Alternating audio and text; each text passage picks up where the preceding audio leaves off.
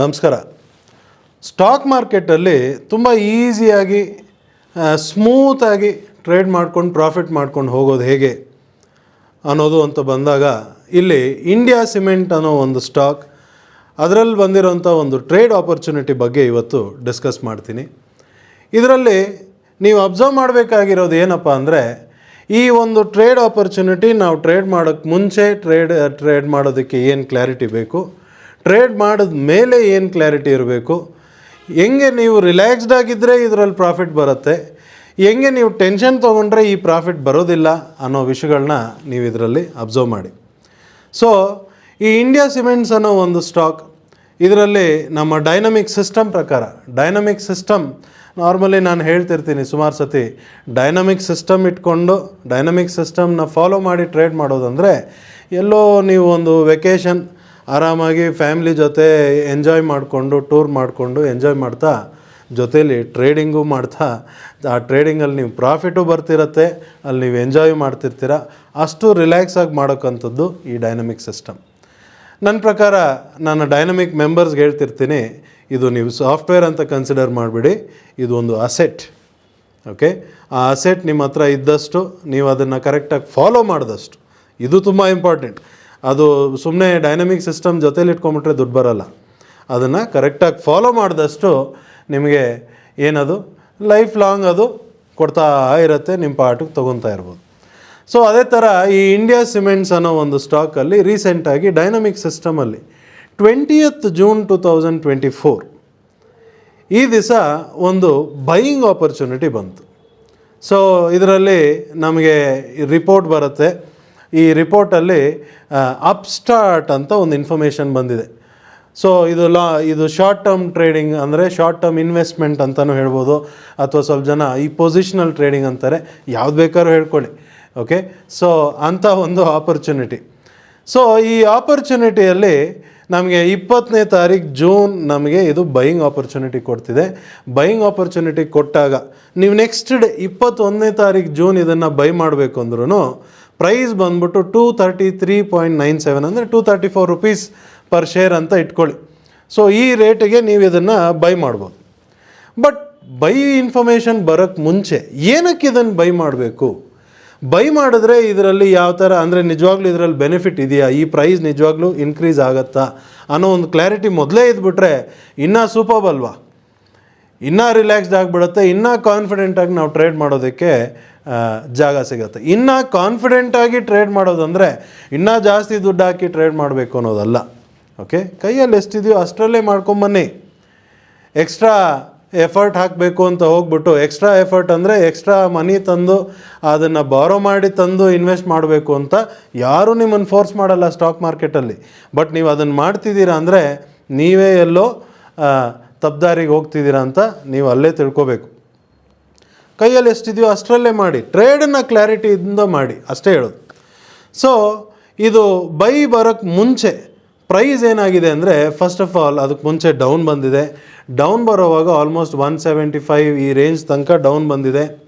Down ಬಂದು ನಮ್ಮ dynamic ಸಿಸ್ಟಮಲ್ಲಿ ಕೆಳಗಡೆ ಒಂದು ಮೇಜರ್ ಸಿಗ್ನಲ್ ಬಂದಿದೆ. ಸೊ ನಾರ್ಮಲಿ ಇದನ್ನು ಮೇಜರ್ ಸಿಗ್ನಲ್ ಅಂತ ಏನಕ್ಕೆ ಕರಿತೀವಿ ಅಂದರೆ, ಇಲ್ಲಿಂದ ಪ್ರೈಸ್ ಮೂಮೆಂಟ್ ಆಗೋದು ಸ್ವಲ್ಪ ಮೇಜರ್ ಮೂಮೆಂಟ್ ಆಗುತ್ತೆ, ಅದಕ್ಕೆ ಅದು ಸಿಗ್ನಲ್ನೇ ಮೇಜರ್ ಸಿಗ್ನಲ್ ಅಂತ ಕರಿತೀವಿ. ಸೊ ಅಲ್ಲಿಂದ ಒಂದು ಸಿಗ್ನಲ್ ಕೊಡ್ತೀವಿ, ಇಲ್ಲಿಂದ ಟರ್ನ್ ಆಗುತ್ತೆ ಮಾರ್ಕೆಟ್, ಇಲ್ಲಿಂದ ಮೂಮೆಂಟ್ ಆದರೆ ಮೇಜರ್ ಮೂಮೆಂಟ್ ಬರುತ್ತೆ. Get ready, get ready. Market ಮೇಲೆ ಹೋಗುತ್ತೆ ಅಂತ ಗೊತ್ತಾದ ಮೇಲೆ ಗೆಟ್ ರೆಡಿ ಅಂದಮೇಲೆ ಏನಿದೆ, ಗೆಟ್ ರೆಡಿ, ರೆಡಿ ಆಗೋದ್ರಲ್ಲಿ ಏನಿದೆ ಅಂದರೆ ಬೈ ಮಾಡೋದಕ್ಕೆ ರೆಡಿ ಆಗಿ ಅನ್ನೋದು ಅಷ್ಟೇ.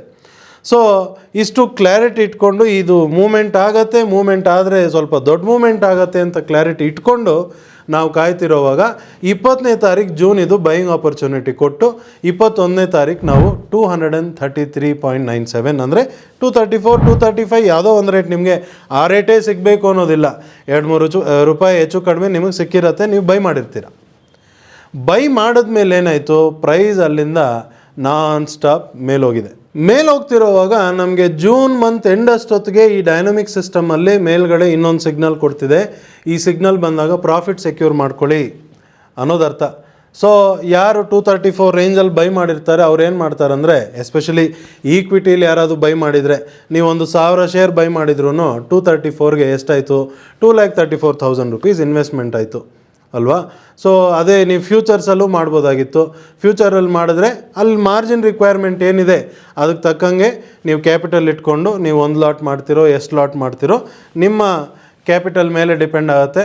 ಸೊ ಮಲ್ಟಿಪಲ್ ಲಾಟ್ಸ್ ತೊಗೊಂಡಿರೋರು ಅಥವಾ ಈಕ್ವಿಟಿಯಲ್ಲಿ ಎಷ್ಟು ಕ್ವಾಂಟಿಟಿ ಬೈ ಮಾಡಿರ್ತೀರೋ ಅದರಲ್ಲಿ 50% ಇಲ್ಲಿ ಪ್ರಾಫಿಟ್ ಬುಕ್ ಮಾಡ್ಬೋದಾ? ಓಕೆ, 50% ಮಾತ್ರ ಯಾಕೆ, ಫುಲ್ ಯಾಕೆ ಎಕ್ಸಿಟ್ ಮಾಡಬಾರ್ದು ಅಂದರೆ ಇಲ್ಲಿ ಪ್ರಾಫಿಟ್ ಸೆಕ್ಯೂರ್ ಮಾಡ್ಕೊಳ್ಳಿ ಅಂತ ಹೇಳ್ತು ವಿನಃ ನಿಮಗೆ ಕಂಪ್ಲೀಟ್ ಎಕ್ಸಿಟ್ ಅಂತ ಇನ್ನೂ ಬಂದಿಲ್ಲ. ಓಕೆ, ಸೊ ಆ ಒಂದು ರೀಸನಿಂದ ನಾವು 50% ಇಲ್ಲಿ ಪ್ರಾಫಿಟ್ ಬುಕ್ ಮಾಡ್ಕೊತೀವಿ. ಬುಕ್ ಮಾಡಾದಮೇಲೆ ಬುಕ್ ಮಾಡೋ ಟೈಮ್ಗೆ ಈ ಪ್ರೈಸ್ ಆಲ್ರೆಡಿ 307 ಈ ರೇಟ್ಗೆ ಹೈ ಮಾಡಿದೆ. ನೀವು 300 ರುಪೀಸ್ಗೆ ಎಕ್ಸಿಟ್ ಮಾಡಿಕೊಂಡ್ರು 234ಇಂದ 300 ಅಂದರೆ ಎಷ್ಟು ಪಾಯಿಂಟ್ ಆಯಿತು ನಿಮಗೆ? ಆಲ್ಮೋಸ್ಟ್ 66 ಪಾಯಿಂಟ್ಸ್ ಮೂಮೆಂಟ್ ಆಯಿತು. 66 ಪಾಯಿಂಟ್ಸ್ ಅಂದರೆ ನಿಮಗೆ ಎಷ್ಟು ರಿಟರ್ನ್ಸ್ ಬಂತು? ಆಲ್ಮೋಸ್ಟ್ ನಿಮಗೆ 25%ಗಿಂತ ಜಾಸ್ತಿ ರಿಟರ್ನ್ಸ್ ಈ ಒಂದು ಟ್ರೇಡಲ್ಲಿ ಸಿಗ್ತಿದೆ. ಯಾವಾಗಿಂದ? 21 ಜೂನ್ಗೆ ಎಂಟ್ರಿ, ಮಂತ್ ಎಂಡ್ ಅಷ್ಟೊತ್ತಿಗೆ ನಿಮಗೆ 25% ಇದರಲ್ಲೇ ಸಿಕ್ಬಿಡ್ತಾ ಇದೆ. ಓಕೆ, ಸೊ ಸ್ವಲ್ಪ ಜನ ನಾನು ಅಬ್ಸರ್ವ್ ಮಾಡಿದ್ದೀನಿ ಈ ಸ್ಟಾಕ್ ಮಾರ್ಕೆಟ್ ಈಕ್ವಿಟಿ ಸೆಗ್ಮೆಂಟಲ್ಲಿ ಟ್ರೇಡ್ ಮಾಡೋರು ಹಳಬ್ರು ಅಂದರೆ ಲಾಂಗ್ ಬ್ಯಾಕ್ ಏನು ಮಾಡ್ತಾರಂದರೆ ಅವರು ಬೈ ಮಾಡಿ ಎಷ್ಟೋ ಇನ್ವೆಸ್ಟ್ ಮಾಡಿ ಬೈ ಮಾಡ್ತಾರೆ. ಬೈ ಮಾಡಿ ಅವ್ರಿಗೆ ಒಳ್ಳೆ ರಿಟರ್ನ್ ಸಿಗ್ತಿರೋವಾಗ ಅವ್ರು ಬೈ ಮಾಡಿರೋಂಥ ಇನ್ವೆಸ್ಟ್ಮೆಂಟ್ ಎಷ್ಟು ಮಾಡಿರ್ತಾರೆ ಆ ಇನ್ವೆಸ್ಟ್ಮೆಂಟ್ ಪ್ಲಸ್ ಆ ಇನ್ವೆಸ್ಟ್ಮೆಂಟಿಗೆ ಒಂದು 10% ರಿಟರ್ನ್ ಅಷ್ಟು ಕ್ವಾಂಟಿಟಿ ಮಾತ್ರ ಮಾರಿಬಿಟ್ಟು ರಿಮೈನಿಂಗ್ ಕ್ವಾಂಟಿಟಿ ಹಾಗೆ ಇಟ್ಕೊಂಡ್ಬಿಡ್ತಾರೆ. ಅಂಥ ಒಂದು ಐಡಿಯಾಸು ಮಾಡ್ತಾರೆ. ತೊಂದರೆನೇ ಇಲ್ಲ. ಎಂಟ್ರಿ ತೊಗೊಳ್ಳೋವಾಗ ಕ್ಲಾರಿಟಿಯಿಂದ ತೊಗೊಂಡ್ರಾ, ಕರೆಕ್ಟ್ ಟ್ರೇಡ್ ತೊಗೊಂಡಿದ್ದೀರಾ, ಮೇಯ್ನ್ ಬೇಕಾಗಿರೋದು ಅದು. ಓಕೆ, ಪ್ಲಸ್ ಆ ಸಿಸ್ಟಮ್ ಪ್ರಾಫಿಟ್ ಬುಕ್ಕಿಂಗ್ ಹೇಳ್ತಿದೆ ಅಂದರೆ ಎಂಥ ಜಾಗದಲ್ಲಿ ಸೆಕ್ಯೂರ್ ಮಾಡ್ಕೊಳ್ಳೋದು ತುಂಬ ಉತ್ತಮ. ಯಾಕಂದರೆ ಸುಮಾರು ಸತಿ ಪ್ರೈಸ್ ಅಲ್ಲಿಂದ ರಿವರ್ಸ್ ಆಗೋ ಚಾನ್ಸಸ್ಸು ಇರುತ್ತೆ. ಸೊ ಈ ರೇಟಲ್ಲಿ ನೀವು 50% ಪ್ರಾಫಿಟ್ ಬುಕ್ ಮಾಡ್ಕೊಂಡ್ಮೇಲೆ ಮತ್ತೆ ಏನಾಯಿತು ಅಂದರೆ ಮತ್ತೆ ಪ್ರೈಸ್ ಅಲ್ಲಿಂದ ಮೇಲೋಗಿ ಇವಾಗ 358 359 ರೇಂಜ್ಗೆ ಪ್ರೈಸ್ ಬಂದುಬಿಟ್ಟಿದೆ. ಸೊ ಆಲ್ಮೋಸ್ಟ್ ಮೋರ್ ದ್ಯಾನ್ 120 ರುಪೀಸ್ಗಿಂತ ಜಾಸ್ತಿ ನಿಮಗೆ ಇದರಲ್ಲಿ ಪ್ರಾಫಿಟ್ ಸಿಗ್ತಿದೆ ಈ ಒಂದು ಶಾರ್ಟ್ ಟರ್ಮ್ ಇನ್ವೆಸ್ಟ್ಮೆಂಟಲ್ಲಿ. ಓಕೆ, 120 ರುಪೀಸ್ಗಿಂತ ಜಾಸ್ತಿ ನಿಮಗೆ ಪ್ರಾಫಿಟ್ ಸಿಗ್ತಿದೆ ಅಂದರೆ ನೀವು ಇನ್ವೆಸ್ಟ್ ಮಾಡಿರೋದು ಜಾಗದಿಂದ ಹಿಡಿದು ಮೋರ್ ದ್ಯಾನ್ 50% ರಿಟರ್ನ್ಸ್ ನಿಮಗೆ ಈ ಒಂದು ಆಪರ್ಚುನಿಟಿಲೇ ಬಂದ್ಬಿಡ್ತು. ಓಕೆ, ಸೊ ಇವಾಗ ನೀವು ಕೇಳ್ಬೋದು, ಸೊ ಈ ಥರ ಆಪರ್ಚುನಿಟಿ ಬಂದಿದೆ ಓಕೆ, ಬಟ್ ಇಂಡಿಯಾ ಸಿಮೆಂಟಲ್ಲಿ ಬೈ ಮಾಡಬೇಕು ಅಂತ ನನಗೇನು ಗೊತ್ತಾಗತ್ತೆ? ಅಲ್ಲಿ ಸಾವಿರಾರು ಸ್ಟಾಕ್ಸ್ ಇದೆಯಲ್ಲ, ನನಗೇನು ಗೊತ್ತಾಗತ್ತೆ ಅಂದರೆ ಡೈನಮಿಕ್ ಸಿಸ್ಟಮಲ್ಲಿ ಅದಕ್ಕೂ ಒಂದು ಫೆಸಿಲಿಟಿ ಇದೆ. ಈ ಡೈಲಿ ರಿಪೋರ್ಟ್ ಅಂತ ಹೇಳ್ತೀವಲ್ಲ ಡೈನಮಿಕ್ ಸಿಸ್ಟಮಲ್ಲಿ, ಅದರಲ್ಲಿ ಒಂದು ಆಪ್ಷನ್ ಇದೆ, daily new by cell dynamic report. ಆ ರಿಪೋರ್ಟಲ್ಲಿ ಹೋಗಿ ಲಾಂಗ್ ಟ್ರೆಂಡ್ ಅಂತ ಒಂದು ಕಾಲಮ್ ಇರುತ್ತೆ. ಆ ಕಾಲಮ್ ನೀವು ಚೆಕ್ ಮಾಡಿದ್ರೆ ಡೈಲಿ ಈವ್ನಿಂಗ್ ಈ ರಿಪೋರ್ಟ್ ಸಿಗುತ್ತೆ. ಅದರಲ್ಲಿ ನೋಡುವಾಗ ಯಾವ್ಯಾವ ಸ್ಟಾಕ್ ನಿಮಗೆ ಬೈಯಿಂಗ್ ಆಪರ್ಚುನಿಟಿ ಕೊಟ್ಟಿದೆ ಅಥವಾ ಸೆಲ್ಲಿಂಗ್ ಆಪರ್ಚುನಿಟಿ ಕೊಟ್ಟಿದೆ ಅಂತ ಅದು ಲಿಸ್ಟ್ ಕೊಟ್ಬಿಡುತ್ತೆ one day before. Okay, 20th evening ನೀವು ಆ ಲಿಸ್ಟ್ ನೋಡ್ತಿರೋವಾಗ ಅಲ್ಲಿ ಇಂಡಿಯಾ ಸಿಮೆಂಟ್ ಅನ್ನೋ ಸ್ಟಾಕ್ ಬೈ ಅಪ್ಸ್ಟಾರ್ಟ್ ಅಂತ ಬಂದಿದೆ ಅಂತ ನೀವು 20th ಈವ್ನಿಂಗ್ ನೋಡಿರ್ತೀರ. ನೀವು ಎಂಟ್ರಿ ತೊಗೊಳ್ಳೋದು ಬೈ ಮಾಡೋದು 21st ಜೂನ್ಗೆ. ಸೊ ನಾಳೆ ನೀವು ಟ್ರೇಡ್ ಮಾಡೋಕ್ಕೆ ಮುಂಚೆ ಇಲ್ಲಿ ಬೈ ಬಂದಿದೆ, ಬೈ ಬಂದಿರೋದು ಕ್ಲಿಯರ್ ಆಪರ್ಚುನಿಟಿ ಇದೆಯಾ, ಏನಕ್ಕೆ ಇದನ್ನು ಬೈ ಮಾಡಬೇಕು, ಎಲ್ಲಿಂದ ಬಂದು ಬೈ ಕೊಟ್ಟಿದೆ, ಇಲ್ಲಿಂದ ಇನ್ನೂ ಫರ್ದರ್ ಮೂವ್ಮೆಂಟ್ ಆಗೋ ಕಂಡೀಷನ್ಸ್ ಇದೆಯಾ ಅಂದ್ಬಿಟ್ಟು ನೋಡಿಕೊಂಡು, ಅದೆಲ್ಲ ನೋಡೋದಕ್ಕೆ ಒಂದು 10 ನಿಮಿಷ ಕೆಲಸ. ಎಲ್ಲ ನೋಡ್ಕೊಂಡ್ರ ಡಿಸಿಷನ್ ತೊಗೊಂಡ್ರ ಬರೆದಿಟ್ಕೊಂಬಿಡಿ, ನಾಳೆ ಈ ಸ್ಟಾಕ್ನ ಬೈ ಮಾಡಬೇಕು, ಕ್ಯಾಪಿಟಲ್ ಎಷ್ಟಿದೆ ಅದಕ್ಕೆ ತಕ್ಕಂಗೆ ಕ್ವಾಂಟಿಟಿ, ಫ್ಯೂಚರ್ಸ್ ಅಂದರೆ ಲಾಟ್ ಸೈಜು, ಈ ಥರ ಆಪ್ಷನ್ಸ್ ಅಂದರೆ ಯಾವ ಸ್ಟ್ರೈಕ್ ಪ್ರೈಸ್ ಪ್ರೀಮಿಯಮ್ ಎಲ್ಲ ನೋಟ್ ಮಾಡಿಟ್ಕೊಂಡು ಬರೆದಿಟ್ಬಿಡೋದು.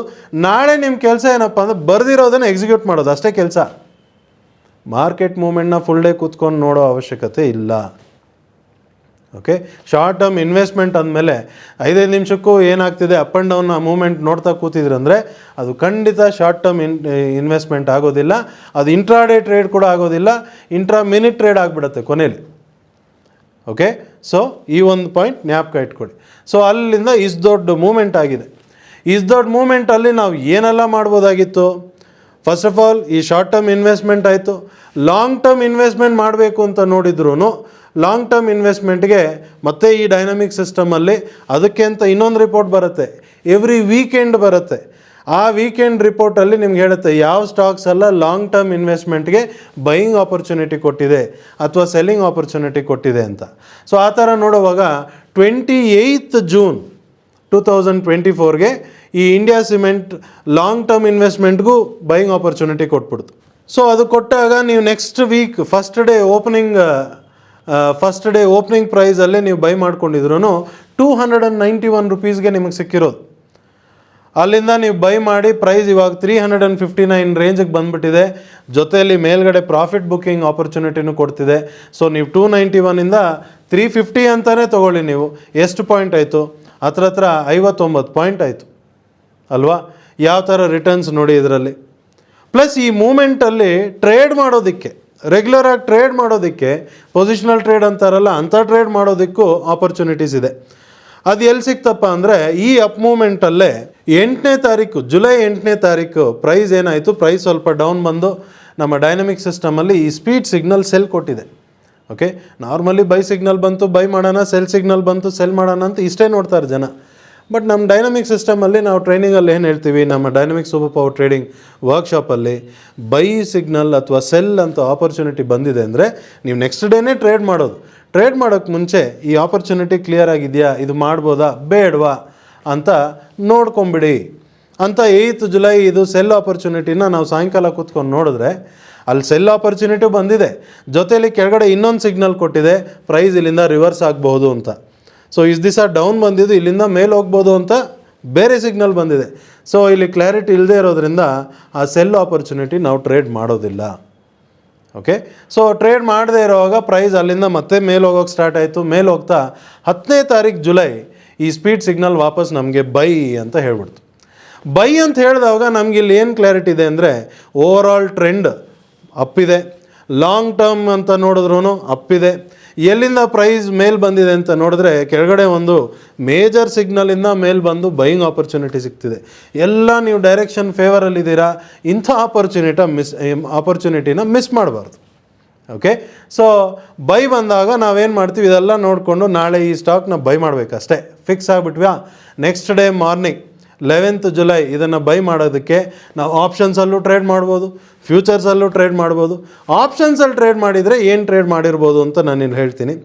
300 rupees strike price July contract, 25th July expiry ಇರೋಂಥ ಕಾಂಟ್ರಾಕ್ಟ್. ಅದರಲ್ಲಿ 300 ಸ್ಟ್ರೈಕ್ ಪ್ರೈಸ್ ಕಾಲ್ ಆಪ್ಷನ್ ನೀವು 11ನೇ ತಾರೀಕು ಬೆಳಗ್ಗೆ ಬೈ ಮಾಡಿದರೆ 12 ರೂಪಾಯಿ 15 ಪೈಸಕ್ಕೆ ನಿಮಗೆ ಸಿಕ್ಕಿರೋದು. ಓಕೆ, ಎಷ್ಟು? 12 ರೂಪಾಯಿ 15 ಪೈಸಕ್ಕೆ. ನೀವು ಇದನ್ನು ಒಂದು ಲಾಟ್ ಇದರಲ್ಲಿ ಈ ಪ್ರೀಮಿಯಮ್ಗೆ ಬೈ ಮಾಡಿದ್ದೀರಾ ಅಂದರೆ ಎಷ್ಟು investment? First of all F and all trade ಮಾಡೋದಕ್ಕೆ ಇದರದ್ದು lot size 2900 minimum lot size. So 2900 into 12 rupee 15 ಪೈಸೆ. 12 ರೂಪಿ 15 ಪೈಸೆನೇ ಸಿಗಬೇಕು ಅನ್ನೋದಿಲ್ಲ, 12 ರೂಪಿಗೂ ಸಿಕ್ಕಿರ್ಬೋದು, 13 ರುಪೀಸ್ಗೂ ಸಿಕ್ಕಿರ್ಬೋದು, ಏನೇ ಇರಲಿ, ಇಲ್ಲ ಇನ್ನೂ ಕಡಿಮೆಗೂ ಸಿಕ್ಕಿರ್ಬೋದು. ಬಟ್ 12 ರೂಪಿ 15 ಪೈಸಾ ಅಂತ ಲೆಕ್ಕ ತೊಗೊಳ್ಳಿ. ಎಷ್ಟಾಯಿತು ಒಂದು ಲಾಟಿಗೆ ಇನ್ವೆಸ್ಟ್ಮೆಂಟ್ ಅಂದರೆ 35,235 ರೂಪಾಯಿ, 35,235 ರುಪೀಸ್ ಇನ್ವೆಸ್ಟ್ಮೆಂಟ್. ಇಷ್ಟು ಇನ್ವೆಸ್ಟ್ಮೆಂಟ್ ಮಾಡಿ ಒಂದು ಕಾಲ್ ಆಪ್ಷನ್ ನೀವು ಬೈ ಮಾಡಿದ್ದೀರಾ, ಬೈ ಮಾಡಿ ಸುಮ್ಮನೆ ಹೋಲ್ಡ್ ಮಾಡೋದು ಅಷ್ಟೇ ಕೆಲಸ. ಓಕೆ, ಅದು ಪ್ರೈಸ್ ಮೇಲೆ ಹೋಗ್ತಿದೆ. ಸುಮಾರು ಜನ ಕೇಳ್ತಾರೆ ಸ್ಟಾಪ್ ಲಾಸ್ ಎಲ್ಲಿ ಹಾಕಬೇಕು, ಟಾರ್ಗೆಟ್ ಎಲ್ಲಿ ಹಾಕಬೇಕು. ಫಸ್ಟು ಟ್ರೇಡ್ ಮಾಡಿರಿ, ಟ್ರೇಡ್ ಮಾಡಿ ಆ ಸಿಸ್ಟಮ್ ನಮಗೆ ಎಲ್ಲಿ ಬೈ ಮಾಡಬೇಕು ಅಂತ ಹೇಳ್ತಿದೆ ಅನ್ನೋವಾಗ ಎಲ್ಲಿ ಎಕ್ಸಿಟ್ ಮಾಡಬೇಕು ಅನ್ನೋದು ಆ ಸಿಸ್ಟಮೇ ಹೇಳುತ್ತೆ. ಯಾಕೆ ಸುಮ್ಮನೆ ತಲೆ ಕೆಡ್ಸ್ಕೋಬೇಕು? ಸ್ಟಾಪ್ ಲಾಸು ಟಾರ್ಗೆಟ್ ಅಲ್ಲ, ಇದೆಲ್ಲ ನಾವು ಟೆನ್ಷನ್ ತೊಗೊಂಡು ಇದೆಲ್ಲ ನಾವು ಹಾಕ್ಕೊಳ್ಳೋದು. ಟೆನ್ಷನಲ್ಲಿ ಟ್ರೇಡ್ ಮಾಡಬೇಕು ಅಂದರೆ ಈ ಬಿಸ್ನೆಸ್ಸಲ್ಲಿ ಈ ಬಿಸ್ನೆಸ್ ಏನಕ್ಕೆ ಮಾಡಬೇಕು? ಸ್ಟಾಕ್ ಮಾರ್ಕೆಟಲ್ಲಿ ಟ್ರೇಡ್ ಏನಕ್ಕೆ ಮಾಡಬೇಕು? ಬೇಕಾಗೇ ಇಲ್ವಲ್ಲ, ರಿಲ್ಯಾಕ್ಸ್ಡಾಗಿ ಮಾಡೋಣ, ಆಯಿತಾ? ಸೊ 12 ರೂಪಿ 15 ಪೈಸೆಗೆ ಬೈ ಮಾಡಿರೋದು, ಬೈ ಮಾಡಿ ಸುಮ್ಮನೆ ಹೋಲ್ಡ್ ಮಾಡ್ಕೊಂಡಿದ್ದೀವಿ. ಆ ಡೈನಮಿಕ್ ಸಿಸ್ಟಮ್ ಯಾವಾಗ ಎಕ್ಸಿಟ್ ಕೊಡುತ್ತೋ ಆವಾಗ ಮಾಡೋಣ ಅಂತ ವೆಯ್ಟ್ ಮಾಡ್ತಾ ಪ್ರೈಸ್ ನಿಧಾನಕ್ಕೆ ಮೇಲೆ ಹೋಗ್ತಾ 25ನೇ ತಾರೀಕು ಎಕ್ಸ್ಪೈರಿ ಡೇಟ್ ಇರೋದು ಅಲ್ವಾ? ಸುಮಾರು ಜನ ಹೇಳ್ತಾರೆ ಈ ಸ್ಟಾಕ್ ಬ್ರೋಕರ್ಸು ಈ ಸ್ಟಾಕ್ ಆಪ್ಷನ್ಸ್ ಮಾಡೋವಾಗ 2 ಡೇಸ್ ಬಿಫೋರೇ ನೀವು ಅದನ್ನು ಎಕ್ಸಿಟ್ ಮಾಡಿ ನೆಕ್ಸ್ಟ್ ಕಾಂಟ್ರಾಕ್ಟ್ಗೆ ಶಿಫ್ಟ್ ಮಾಡ್ಕೊಳ್ಳಿ. ಸ್ವಲ್ಪ ಜನ ಹೇಳಿದ್ದಾರೆ 1 ವೀಕ್ ಬಿಫೋರೇ ಅಂತ. ಬಟ್ ರೂಲ್ ಇರೋದೇನಪ್ಪ ಅಂದರೆ ನೀವು ಲಾಸ್ಟ್ ಡೇ ತನಕನೂ ಪೊಸಿಷನ್ ಹೋಲ್ಡ್ ಮಾಡ್ಬೋದು, ಎಕ್ಸ್ಪೈರಿ ಡೇ ತನಕ. ಬಟ್ ಮಾರ್ಕೆಟ್ ಅಂದರೆ ಎಕ್ಸ್ಪೈರಿ ಡೇ ಮಾರ್ಕೆಟ್ ಕ್ಲೋಸ್ ಆಗಕ್ಕೆ ಮುಂಚೆ ಪೊಸಿಷನ್ ಎಕ್ಸಿಟ್ ಮಾಡಿಲ್ಲ ಅಂದರೆ ನೀವು ಡೆಲಿವರಿ ತೊಗೋಬೇಕು, ಎಸ್ಪೆಷಲಿ ಕಾಲ್ ಆಪ್ಷನ್. ಓಕೆ, ಲಾಸ್ಟು 2 ಡೇಸಲ್ಲಿ ನೀವು ಟ್ರೇಡ್ ಮಾಡೋಕ್ಕೆ ಹೋಗ್ತೀರಾ ಅಂದರೆ ಅಲ್ಲಿ ಮಾರ್ಜಿನ್ ಜಾಸ್ತಿ ಇರುತ್ತೆ ಅಂತ ಒಂದು ಕಂಡೀಷನ್ ಇದೆ. ಬಟ್ ಆಲ್ರೆಡಿ ತೊಗೊಂಡಿರೋ ಪೊಸಿಷನ್ನ ನಾವು ಎಕ್ಸ್ಪೈರಿ ಡೇ ಲಾಸ್ಟ್ ಡೇ ತನಕನೂ ಇಟ್ಕೋಬೋದು. ಇದು ಆ್ಯಕ್ಚುಲ್ ರೂಲ್ ಇರೋದು. ಸೊ 2 ಡೇಸ್ ಬಿಫೋರ್ ಅಂತ ನೀವು ತೊಗೊಂಡ್ರು 23ನೇ ತಾರೀಕು ಜುಲೈ ಅಷ್ಟೊತ್ತಿಗೆ ಈ ಪ್ರೀಮಿಯಮ್ ಕಾಲ್ ಆಪ್ಷನ್ ಪ್ರೀಮಿಯಮ್ 52 ರೂಪಾಯಿ ಹೈ ಮಾಡಿದೆ, 52 ರೂಪಾಯಿ. ಸೊ ಈ ರೇಟಿಗೆ ನೀವು ಪ್ರಾಫಿಟ್ ಏನಪ್ಪ ಅಂತ ಲೆಕ್ಕ ಮಾಡಿದ್ರೆ ಆಲ್ಮೋಸ್ಟ್ 1,15,000 ರೂಪಾಯಿ ಪ್ರಾಫಿಟ್. ನೀವು ಬೈ ಮಾಡಿರೋದು 12 ರೂಪಾಯಿ 15 ಪೈಸಕ್ಕೆ, ನಡೀತಿರೋದು 52 ರೂಪಾಯಿ, ಅಂದರೆ 39 ಪಾಯಿಂಟ್ಗಿಂತ ಜಾಸ್ತಿ ನಿಮಗೆ ಪ್ರಾಫಿಟ್ ಸಿಗ್ತಿದೆ. 1,15,000 ರೂಪಾಯಿ ಪ್ರಾಫಿಟ್ ಅಂದರೆ ಎಷ್ಟು ರಿಟರ್ನ್ಸ್ ಆಯಿತು? 300%ಗಿಂತ ಜಾಸ್ತಿ ರಿಟರ್ನ್ಸ್ ಆಯಿತು. ಸ್ವಲ್ಪ ಕ್ಲಾರಿಟಿ ಅವೇರ್ನೆಸ್ ಇರೋರು ಏನು ಮಾಡಿರ್ತಾರೆ, ಅದನ್ನು ಹೋಲ್ಡ್ ಮಾಡಿರ್ತಾರೆ. ಹೋಲ್ಡ್ ಮಾಡೋವಾಗ ಎಕ್ಸ್ಪೈರಿ ಡೇ ಅನ್ನೋದು ನೋಡಿದ್ರಂದರೆ ನಿಮಗೆ 61 ರೂಪಾಯಿ ಹೈ ಮಾಡಿದೆ, ಅದು 58 ರೂಪಾಯಿ ಕ್ಲೋಸ್ ಆಗಿದೆ. 58 ರೂಪಾಯಿ ಕ್ಲೋಸಿಂಗ್ ಆ ರೇಂಜಲ್ಲೇ ನೀವು ಎಕ್ಸಿಟ್ ಮಾಡಿದ್ರೂ 350%ಗಿಂತ ಜಾಸ್ತಿ ರಿಟರ್ನ್ಸ್ ನಿಮಗೆ ಈ ಒಂದು ಟ್ರೇಡಲ್ಲೇ ಆರಾಮಾಗಿ ಈಸಿಯಾಗಿ ಸಿಕ್ಕಿದೆ. ಇಷ್ಟೇ ಇರೋದು ಕೆಲಸ ಇದರಲ್ಲಿ, ಬೇರೇನಿಲ್ಲ ಇಲ್ಲ. ಓಕೆ, ಅಲ್ಲಿ ಬೈ ಮಾಡೋಕ್ಕೆ ಹೇಳ್ತು. ಬೈ ಮಾಡೋಕ್ಕೆ ಮುಂಚೆ ಏನಕ್ಕೆ ಇದನ್ನು ಬೈ ಮಾಡಬೇಕು? ಬೈ ಮಾಡೋದಕ್ಕೆ ಈ ಡೈನಮಿಕ್ ಸಿಸ್ಟಮಲ್ಲಿ ಬೇರೆ ಏನು ಇನ್ಫಾರ್ಮೇಷನ್ ಕೊಡ್ತಿದೆ, ಎಲ್ಲಿಂದ ಪ್ರೈಸ್ ಬಂತು, ಇದನ್ನು ಫರ್ದರ್ ಸ್ಟ್ರಾಂಗ್ ಮೂಮೆಂಟ್ ಕೊಡೋ ಥರ ಇದೆಯಾ? ಓಕೆ, ಬೈ ಮಾಡುವಾಗ ಬೇರೆ ಏನು ಅಡ್ಡ ಏನಿಲ್ವಾ? ಇಷ್ಟೇ ಪಾಯಿಂಟ್ ನಾನು ಇವಾಗ ಏನು ಹೇಳಿದ್ದೀನಿ, ನೀವು ನಾಳೆ ದಿವಸ ಡೈನಮಿಕ್ ಮೆಂಬರ್ ಆಗಬೇಕು ಅಂತ ಬಂದು ನೀವು ಡೈನಮಿಕ್ ಸಿಸ್ಟಮ್ ಫಾಲೋ ಮಾಡೋವಾಗಲೂ ಇಷ್ಟೇ ಪಾಯಿಂಟ್ ಜ್ಞಾಪಕ ಇಟ್ಕೊಳ್ಳಿ. ಟ್ರೇಡ್ ಮಾಡೋಕ್ಕೆ ಮುಂಚೆ ಇಷ್ಟನ್ನು ಮಾತ್ರ ಚೆಕ್ ಮಾಡಿ ಟ್ರೇಡ್ ತೊಗೊಳ್ಳಿ. ಓಕೆ, ತೊಗೊಂಡ್ರೆ ಟ್ರೇಡು ಆರಾಮಾಗಿ ಹೋಲ್ಡ್ ಮಾಡಿ ಜುಲೈ 25 ಅಂದರೆ ಎಕ್ಸ್ಪೈರಿ ಹತ್ರ ಬಂದಾಗ ಏನು ಮಾಡ್ಬೋದು, ಎಕ್ಸಿಟೇ ಬಂದಿಲ್ಲ ಅಂದಾಗ ಸುಮ್ಮನೆ ಅದನ್ನು ಎಕ್ಸಿಟ್ ಮಾಡಿ ನೆಕ್ಸ್ಟ್ ಕಾಂಟ್ರಾಕ್ಟಲ್ಲಿ ಶಿಫ್ಟ್ ಮಾಡಿಕೊಂಡು ಆರಾಮಾಗಿ ಕಂಟಿನ್ಯೂ ಮಾಡಿ. ಆ ಸಿಸ್ಟಮ್ ಎಲ್ಲಿ ಎಕ್ಸಿಟ್ ಮಾಡಬೇಕು ಅಂತ ಹೇಳುತ್ತೋ ಅಲ್ಲಿ ಎಕ್ಸಿಟ್ ಮಾಡೋಣ, ಮುಗಿತಲ್ಲ ಕೆಲಸ, ರೈಟ್? ಸೊ ಈ ಆಪ್ಷನ್ಸಲ್ಲಿ ಟ್ರೇಡ್ ಮಾಡುವಾಗ ಸರ್ಟನ್ ಪ್ಲೇಸಸಲ್ಲಿ ಪ್ರಾಫಿಟ್ ಸೆಕ್ಯೂರ್ ಮಾಡ್ಕೋಬೇಕು. ಪ್ರಾಫಿಟ್ ಸೆಕ್ಯೂರ್ ಮಾಡೋದಂದರೆ ಇರೋ ಪೊಸಿಷನ್ ಎಕ್ಸಿಟ್ ಮಾಡಿಬಿಟ್ಟು ಸುಮ್ಮನೆ ಕೂತ್ಕೊಳ್ಳೋದಲ್ಲ, ಪೊಸಿಷನ್ನು ಹಾಗೆ ಇರಬೇಕು. ಬಂದಿರೋ ಪ್ರಾಫಿಟ್ಟು ಲಾಕ್ ಮಾಡ್ಕೋಬೇಕು. ಅಂದರೆ ಒಳ್ಳೆ ಪ್ರಾಫಿಟಲ್ಲಿರುವಾಗ ಅಲ್ಲಿಂದ ಮಾರ್ಕೆಟ್ ಯಾವ ಡೈರೆಕ್ಷನ್ ಆದರೂ ಹೋಗಲಿ, ಅಷ್ಟು ಪ್ರಾಫಿಟ್ ಗ್ಯಾರಂಟೀಡ್ ಆಗಿಬಿಡಬೇಕು. ಇದು ಆಪ್ಷನಲ್ಲಿ ಮಾತ್ರ ಸಾಧ್ಯ. ಅದು ಯಾವ ಥರ ಮಾಡೋದು ಅಂತ ನಾವು normally dynamic super power trading ವರ್ಕ್ಶಾಪಲ್ಲಿ ತಿಳಿಸ್ತೀವಿ. ಓಕೆ, ಸೊ ಇದು ನೋಡಿ, ಈ ಟ್ರೇಡ್ ಎಷ್ಟು ಈಸಿಯಾಗಿ, ನಮ್ಮದೇನು ವರ್ಕೇ ಇರಲಿಲ್ಲ. ನಾವೇನಾದ್ರು ನ್ಯೂಸ್ ನೋಡಿದ್ವಾ, ಓಕೆ, ಯಾವ ಎಕ್ಸ್ಪರ್ಟ್ ಏನು ಹೇಳ್ತಿದ್ದಾರೆ ಅಂತ ನೋಡಿದ್ವಾ, ಏನೂ ನೋಡಿಲ್ಲ. ಸಡನ್ನಾಗಿ ನ್ಯೂಸ್ ಬಂದು ಏನಾದ್ರು ಆಗಿಬಿಟ್ರೆ ಏನು ಮಾಡೋದು ಅಂತ ನೀವು ಯೋಚನೆ ಮಾಡ್ತಿರ್ಬೋದು. ಸಡನ್ನಾಗಿ ನ್ಯೂಸ್ ಬಂದು ಏನೋ ಒಂದು ಮೇಜರ್ ಡೌನ್ ಮೂಮೆಂಟ್ ಆಗತ್ತಂದರೆ ಆ ಡೌನ್ ಮೂಮೆಂಟ್ ಆಗೋಕ್ಕೆ ಮುಂಚೆ ಡೈನಮಿಕ್ ಸಿಸ್ಟಮಲ್ಲಿ ಮೊದಲೇ ಸಿಗ್ನಲ್ ಕೊಟ್ಟಿರುತ್ತೆ.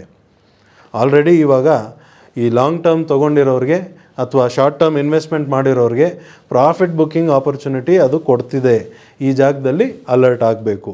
ಇಲ್ಲಿಂದ ಬರುವಂಥ ಸೆಲ್ಲಿಂಗ್ ಆಪರ್ಚುನಿಟಿಲಿ ನಾವೇನು ಮಾಡ್ತೀವಿ, ಕಂಪ್ಲೀಟ್ ಬೈ ಮಾಡಿರೋದನ್ನು ಎಕ್ಸಿಟ್ ಮಾಡಿಬಿಟ್ಟು ಆರಾಮಾಗಿ ಇನ್ನೊಂದು ಬೇರೆ ಏನಾದರೂ ಆಪರ್ಚುನಿಟಿ ಇದೆಯಾ, ಬೇರೆ ಸ್ಟಾಕ್ ಇದೆಯಾ ಅಂತ ನೋಡ್ಕೋಬೋದು ಅಲ್ವಾ?